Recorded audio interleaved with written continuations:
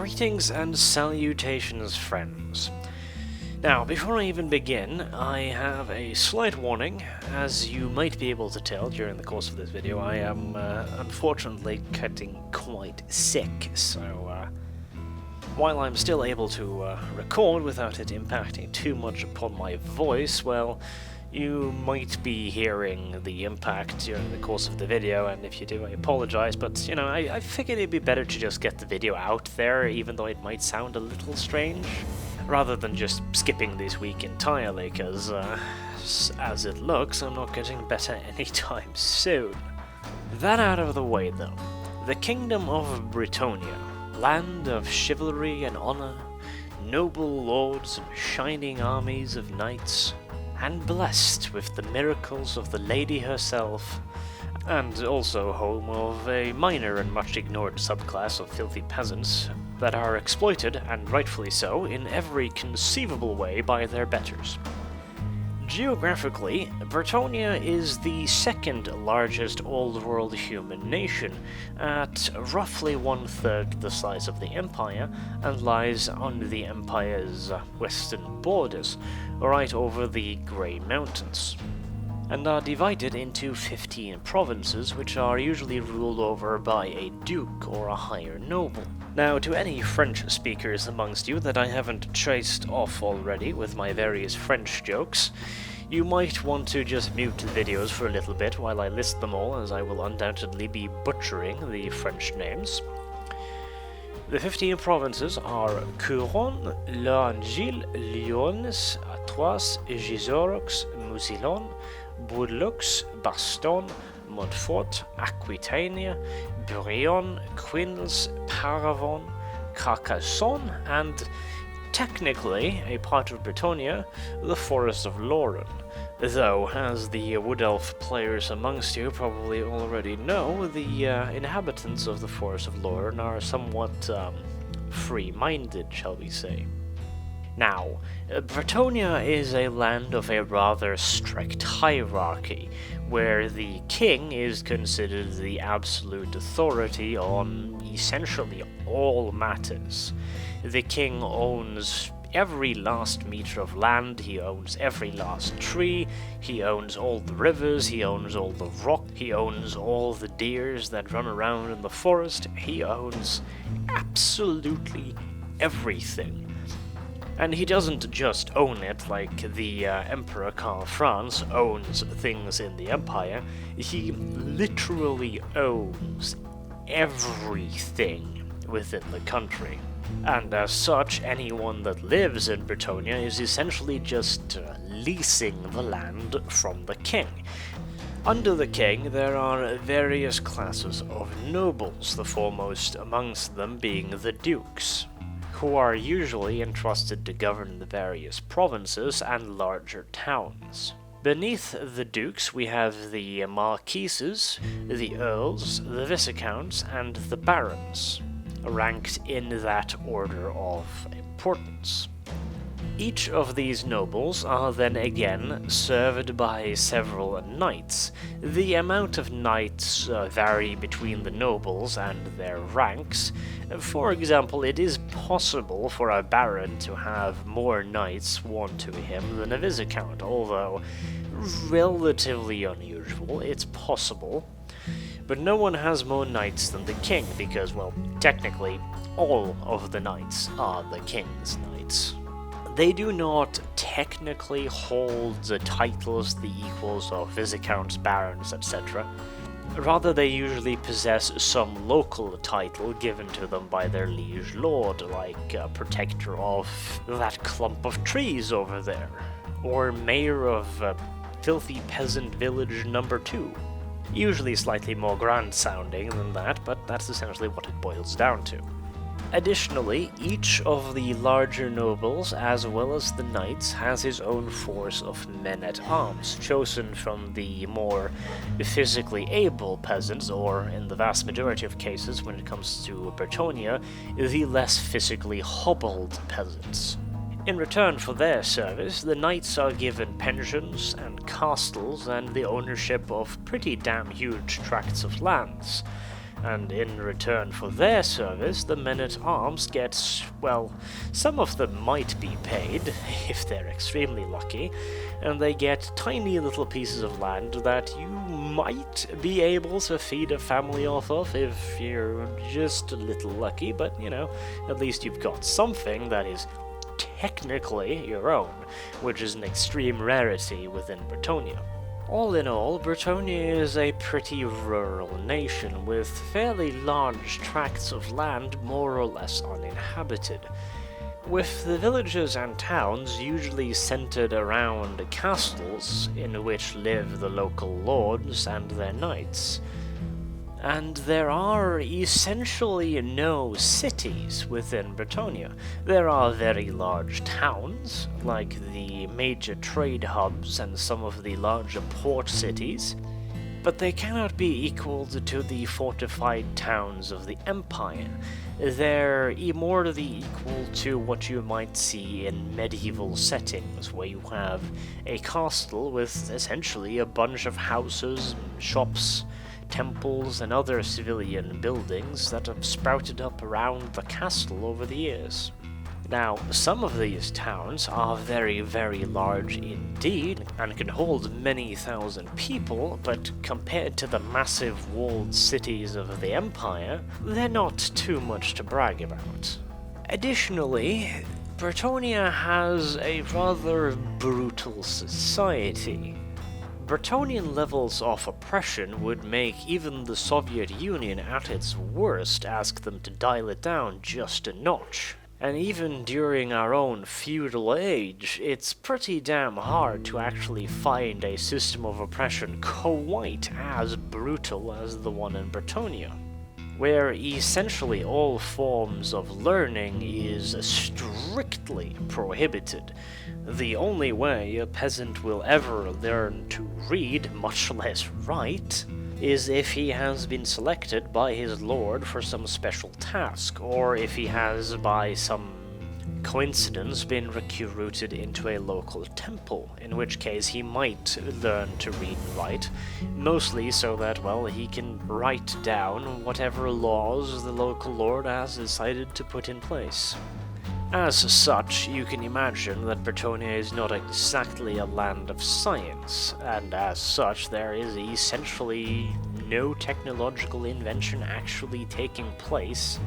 But beyond the simple lack of educations, peasants have essentially no rights within Bretonnian society. They are considered property, and in fact, a nicely fed pig or cow is worth considerably more than a peasant. And as if that wasn't enough, the peasants must surrender 9/10 of their crops or other produce as taxes to their feudal lords. Now, just consider that for one moment, okay? You have to give up 9/10 of anything you produce if over the course of a year, just to take a number, you manage to produce 10 bushels of wheat. Well, you get to keep one of those to feed your family, your entire family, because of this course, this is on a family level, throughout the year. And of course, peasants are not allowed to hunt in the Lord's forests, because, well, the deers and the rabbits and everything that lives within the forest is, of course, the property of the local lord, and through him, the king. They are usually allowed to do some minor hunting, and with hunting then I don't really mean hunting, game, I mean catching frogs and snails, and occasionally fishing if they are particularly blessed, so as you can imagine, food is pretty hard to come by in most Bretonnian villages.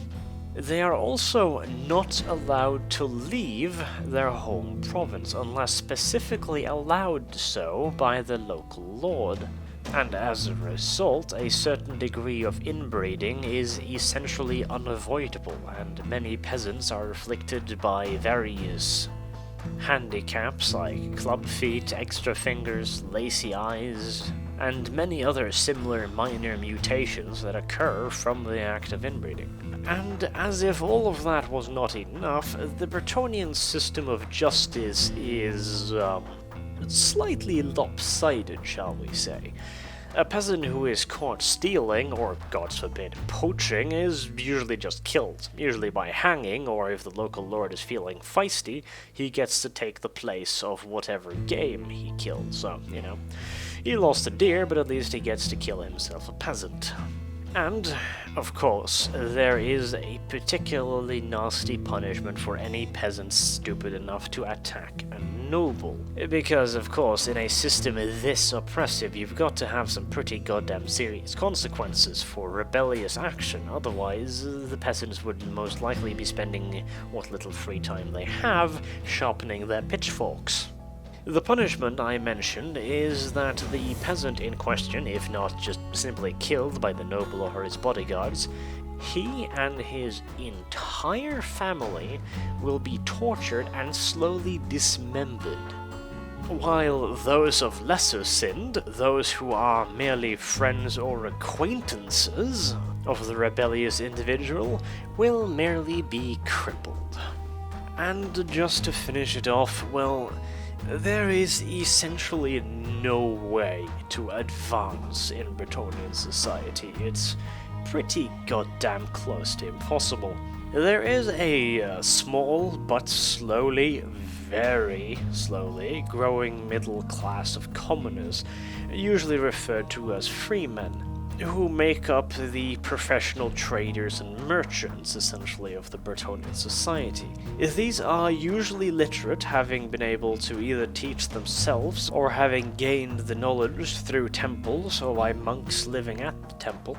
And they are able to make a decent living for themselves by making various items, by making clothing, by making farming equipment, by making the few luxury items that the peasants might at some occasions afford.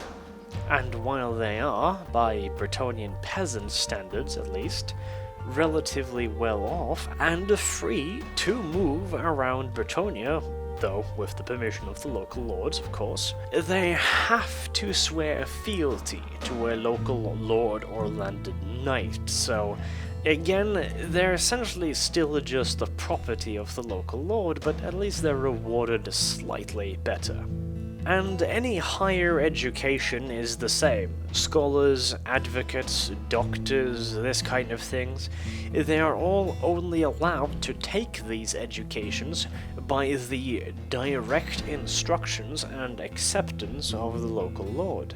And in most cases, they are even required to pay for their own education.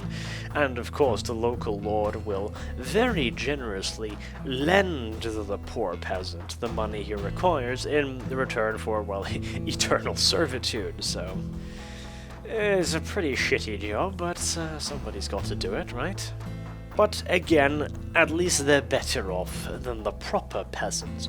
And while they do have some freedoms denied to the vast majority of the peasants, they are still under a relatively strict set of rules. The ownership of gold, for example, or jewelry, is strictly prohibited, and any business between the common classes must be carried out with copper or silver coins, with the gold coins being reserved purely for the noble classes. Furthermore, they are not allowed to wear any piece of cloth of purple, bright yellow, or green coloring, as these are noble colors. They may not use gold or silver thread, or silk of any color, and furs are restricted to rabbit, cat, and rat. So, nothing finer than a rabbit. It is of course also completely and utterly illegal for them to own any plate armor. They are on occasion allowed to own stuff like chainmail, although you'd best be careful with that, son. And of course they're not allowed to carry heavy swords or any weapon that could actually threaten a knight, so anything heavier than a rapier or even a woodsman axe is questionable. And definitively no maces or war picks or anything along those lines. That's an absolute no-no. In fact, the vast majority of the lower classes should at most be using a knife or a dagger or some sort. But of course not a stiletto, because that's a knight weapon and, well, it's used to kill knights, and no mere peasant should ever have the power to inflict harm upon his betters. Snuff, snuff, snuff. And while at least the artisan classes don't have to give up 9/10 of their produce, or at least they won't be forced to give up 9/10 of their produce as long as they can give their local lord or knightly liege 9/10 of their produce worth in, currency. But if they can't, well, he might be allowed to offer up some of his produce instead of currency, though usually the local lord will then ask for just a little bit extra for all of the hassle.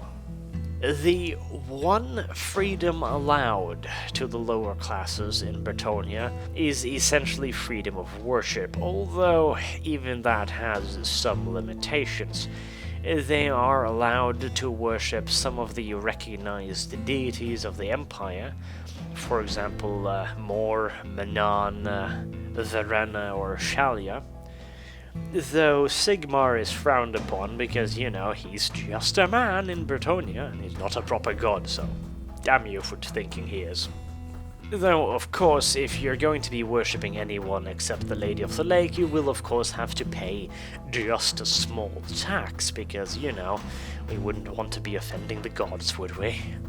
And the gods, much like the local nobles, coincidentally, seem to be rather easily placated with coin. Though, even this law has a minor cavity. You see, while the freemen are allowed to worship the Lady of the Lake, the peasants are not allowed to worship the Lady of the Lake. That's for knights and higher society. Now, the peasants have to pay a tax, again, to worship some of the other old-world gods. So, they have to pay a tax to worship, and they have to worship a deity because, well, it's literally the law in Bretonnia that you must spend X amount of time worshipping a deity, but you're not allowed to worship the Lady of the Lake because that's for your betters. So, yeah. At this point, I'm pretty sure you've started realizing that being a peasant in Bretonnia is a pretty rotten deal. Though, to get myself slightly back on track again, there are a few ways in which a peasant can actually rise out of peasanthood other than becoming a freeman. For example, the inventor of the trebuchet was awarded by the king himself with 3 whole pigs. More wealth than the poor inventor could ever have imagined owning, and the king, again being extremely generous, only took 1 of the pigs back for taxation purposes.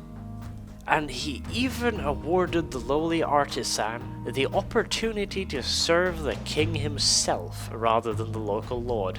There are a couple other occasions in which such generosity has been displayed. In fact, there are, well, precisely 2, essentially.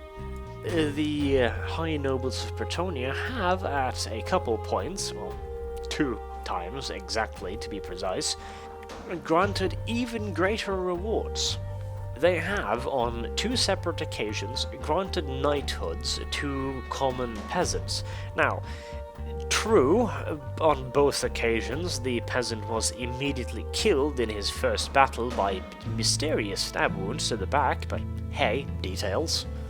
So, while the possibilities of social advancement are roughly the equal to winning the lottery 10 times in a row, at least they exist.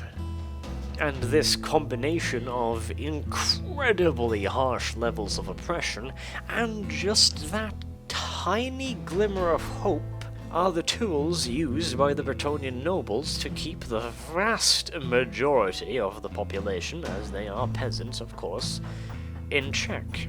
Now, this might sound like an incredibly one-sided deal, and, well, yes it is, but the knights do have some obligations to the peasant classes. For example, they are required to at least try and protect the peasants under their protection. They might not necessarily have to try very hard, but, they have a duty to at the very least attempt to protect them. Of course, if a sizable beastman warband is ravaging a local village and the local lord decides that he doesn't have enough men to defeat them, and decides to wait for reinforcements, well, that's not his fault, the fact that the peasants are getting butchered. That's just downright unfortunate, but you really can't blame the poor knight for that. He really wants to help them, just not right this moment. And with that, I'd like to read for you a little passage from the Bretonnian army book, part of the peasants' oath of fealty that they have to recite, often weekly, to affirm their fealty to their local liege lord. And it goes like this. Thou shalt give unto thine glorious liege the taxes that he requires. Thou shalt labour all but feast days, and no more than a 10th share shall you keep for kith and kin. Rejoice, for a knight of Bretonnia provides thy shield. And in that you can see the mentions of the taxes and the fact that the knights are supposed to, well, at least try and protect the dear little peasants. In addition to this heavy duty, the knights are of course required to worship the Lady of the Lake in her glory, though they are allowed some minor religious freedom, and they are of course required to pay a bit of a tax, although nothing quite as disastrous as the one levied upon the peasants. And they are also required to place themselves and any knights and men-at-arms under their command at the service of the king when called upon. Now, as for the knights themselves, the knighthood of Bretonnia is a patriarchal system, and women cannot become knights, although noble women are respected to a considerable degree due to the fact that, well, they worship the Lady of the Lake, a woman that has, well, magical powers, but a woman nonetheless. And all fit male nobles, and with fit I essentially mean that they're able to walk without help, are knights, and they have to follow a relatively strict code of chivalry, swearing to uphold principles of nobility and honor. For example, they completely refuse the use of any long-distance weaponry in war, considering that to be dishonest and downright unsportsmanlike. But, of course, the filthy peasants don't have any idea of honor, and so it's perfectly fine to include archers and trebuchets in the army as long as, the knights don't use any of those weapons. As for their religion, well, I've already told you that they largely worship the Lady of the Lake. Now, what the hell is the Lady of the Lake, you might ask? And that's a good question. Now, if you want to go by the end-time novels, and I most certainly do not want to go by the end-time novels, she's just some elven mage, essentially, or semi-deity that decided to plop herself in a lake somewhere. Which sounds to me like complete and utter ridiculousness, so I prefer my version of the story.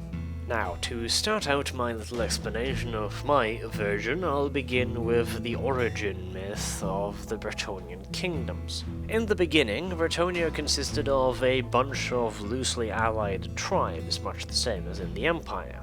However, while the Empire had Sigmar to help them unite and drive off the orcs, the Bretonnians had no similar figure, until a massive orc invasion threatened to drive the fledgling Bretonnians into the sea and butcher them. The nobles of Bretonnia prepared for one last stand in a desperate bid to defeat the orcs. and on the eve of the battle, a man by the name of Giles Le Breton and his two neighboring dukes camped near a small lake, where it was said that the Lady of the Lake approached them with the Holy Grail and told them to drink from it. Giles, being the first to take the Grail and drink from it, thus became the first of the Grail Knights. Now, you probably already know how this particular story is going to end, with Giles and his three drinking buddies rallying their armies to great feats of badassery, and then riding straight into the middle of the Orc horde and butchering the vast majority of the Greenskins more or less single-handedly, or, well, in this case, 3-man single-handedly. Over the course of several campaigns, Giles Le Breton essentially unified Bretonnia and brought several dukes to his banner. These became the original Grail companions, after all being peer-pressured into drinking from the same goblet that Giles did. And conveniently, of course, as a result of this little drinking bout, they also received all manners of superpowers.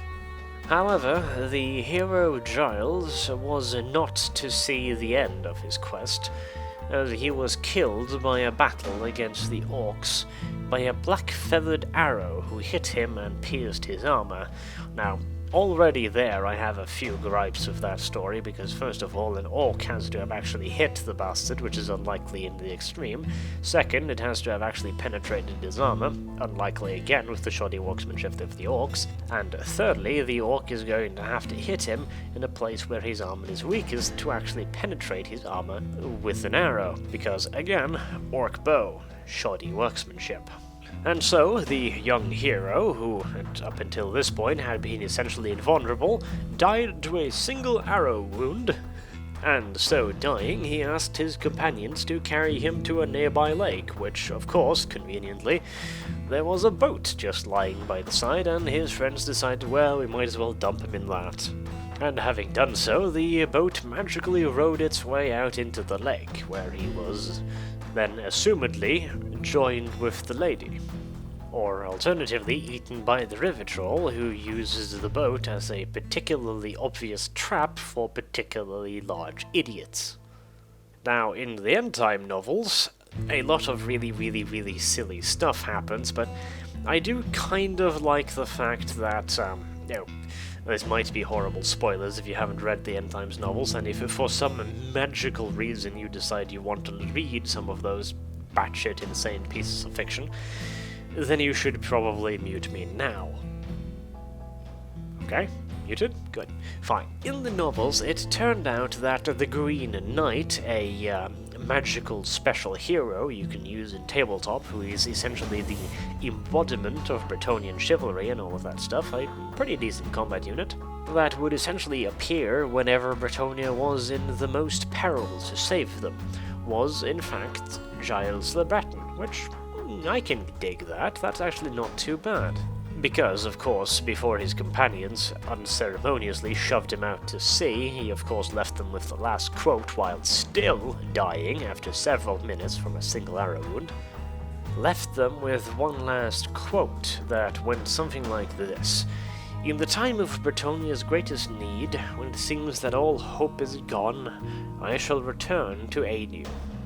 So if there is any part at all of the end-time novels that I'm actually willing to accept, it's probably going to be that. Plus, it lends further credence to my theory that the Lady of the Lake is a chaos god, so, I'll take it. As for the Grail itself, the Grail being much the same as in our own Arthurian legend, and is supposed to be the wellspring from which their power grew. A magical artifact that grants immortality, eternal life, and stunning biceps, apparently.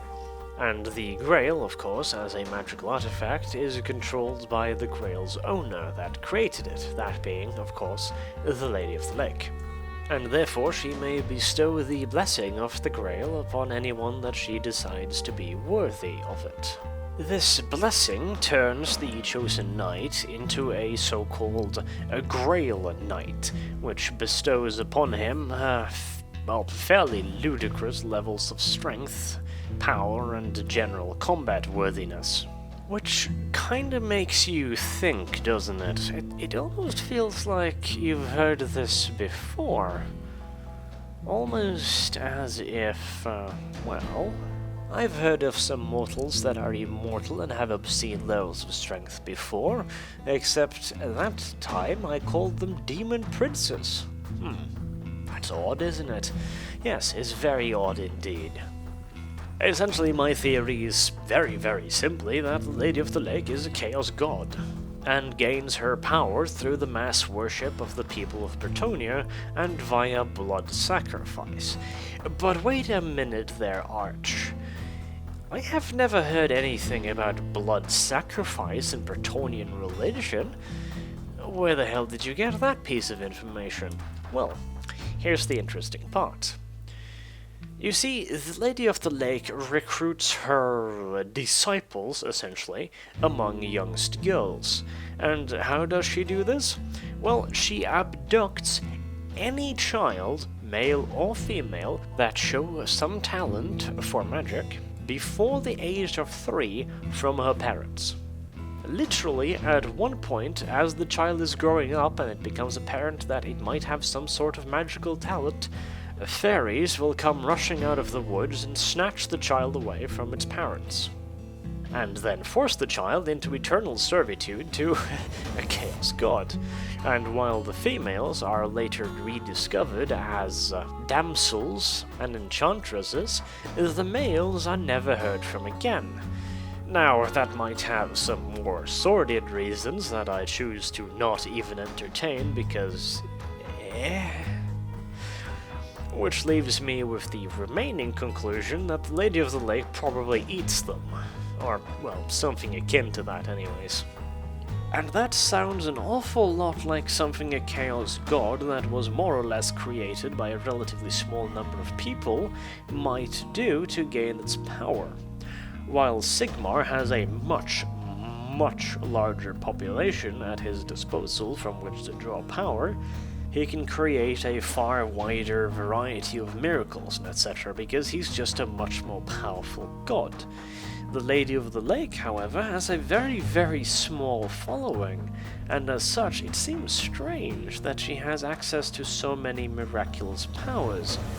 Particularly the fact that the Bretonnians have a special rule called the Blessing of the Lady, which imparts a minor ward save onto any Bretonnian knights, nobles, before a battle starts. Now, this ward save literally means that a Bretonnian knight can take a cannonball straight to the face and live.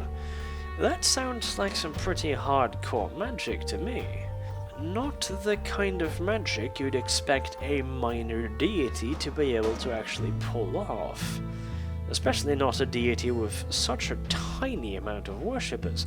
Remember, once again, the peasants of the land are not allowed to worship the lady directly.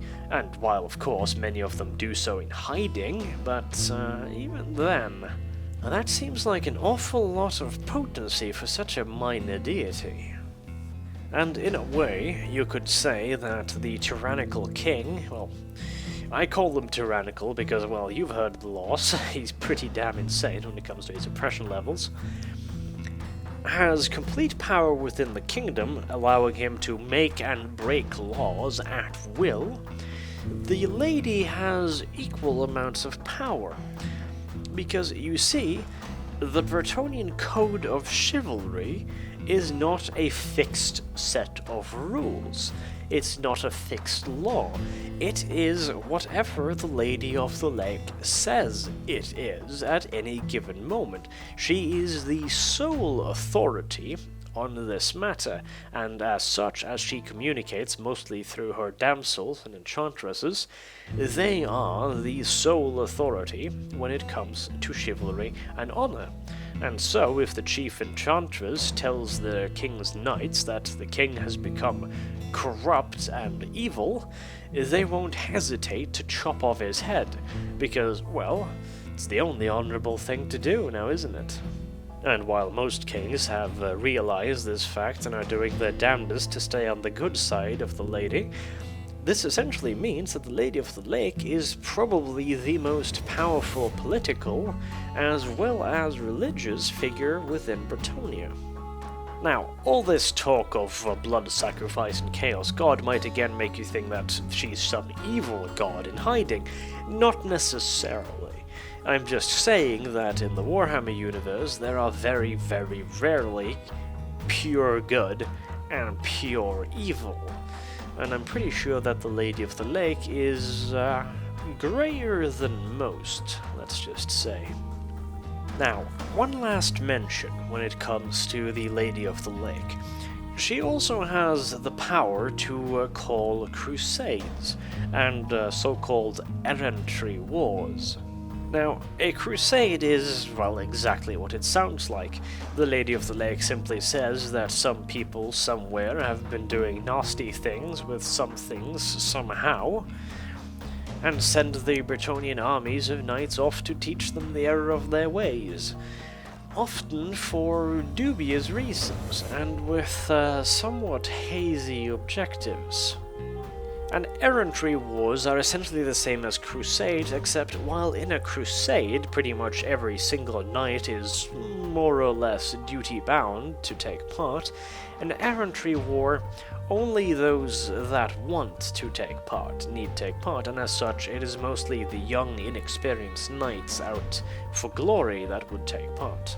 On occasion, semi-crusades have been called by people other than the Lady of the Lake, although they usually have used the excuse that they have received some kind of vision or something along those lines. And some of these have been very successful. For example, the land of Bretonnia was essentially completely and utterly infested with beastmen in the early days of Bretonnia, and in modern Bretonnia, there aren't really that many left after the knights essentially started hunting them for sport and tried to just wipe them off the face of the earth. But there have also been a few, more or less crazy ideas. For example, there was the King Charlemagne that declared the longest errantry war in Bretonnian history, when he decided that he was going to wipe out all of the greenskins off the face of the earth. And while meeting with some success, well, there's a lot of greenskins, and there's not that many Bretonnians. The war lasted for over 60 years, and drained Bretonnia of both financial might and leadership, as well as entire generations of knights, to the point where Bretonnia's internal and external borders were starting to look mighty shaky indeed. And the new king, Philip V, finally cancelled the errantry war. After the devastating defeat at Dread Pass, where the armies of Bretonnia were slaughtered in their hundreds of knights and thousands of men-at-arms by the orcs. Moving on, I'd like to mention before wrapping up that there are a few interesting parts within Bretonnia, perhaps the most interesting being the Dukedom of Mucilon, the so-called Cursed Dukedom. This dukedom has had a rather sketchy reputation for quite a while, let's just say. Part of which is, of course, the fact that there's a major Skaven stronghold and a considerable amount of warpstone under it, which, well, that kind of amount of warpstone will start screwing with anybody's mind pretty damn quickly. And it most certainly messed with the minds of the Duke Merovesh, who, after having invited the cream of Bretonnian society to a victory banquet held in celebration of the defeat of a large Skaven invasion army, the Duke Merovech's choice of interior design was brought into question by his fellow nobles, as he had decorated his feast hall with impaled criminals, and hung some rather provocative curtains made of, well, you know, human skin and all that. As the knights mentioned Merovech's somewhat unusual taste in interior design, he felt this as an inexcusable insult towards his hospitality. And so insulted, he made a few choice remarks about the then Bretonnian king, and his preference in bed partners. This inevitably led to an honor duel in which Merovech ripped out the king's throat with his teeth and drank his blood, though there is little to no evidence to suggest he was a vampire, which makes it even more disturbing. The rest of Bretonnia, of course, was somewhat miffed by this act of, slightly over-the-top violence, and decided to invade Mucilon, and after a bloody final battle, Merovech was finally slain. And then, a few hundred years later, there was the affair of the False Grail, in which the local lord and lady of Mucilon decided that they'd found the real Grail and everyone else was a bunch of complete morons. And, well, the rest of Bretonnia didn't really warm to this idea, and as such they invaded them, sieged their castle, and killed the both of them. And after that, well, no new duke was appointed to Mucilon. The land being divided up amongst lesser knights, because, well, no one wanted to actually touch the place, as clearly anyone who actually ruled it turned into a batshit insane maniac. However, in recent years, it would appear that a self-appointed duke has taken up residence in the old duke's former castle, a black-armored knight who is assembling all manners of ruffians and evildoers, and apparently quite a few beasts of the forests of less than holy persuasion. So, to say that Mucilon is a pretty bleak place would be a fair bit of an understatement. Lastly, I'll finish up with a quote from the current Bretonnian king, Leon Leoncoeur himself, which really summarizes Bretonnia in an absolutely wonderful way. What is a knight without his steed? But what is the steed without the knight? Knight and steed, noble and peasant. On such relationships is Bretonnia built. So, well, at least this time the poor peasants were compared to horses instead of pigs and cattle, so step in the right direction. I've been Arch, thank you very much for watching, and I hope to see you next time. Have a good day.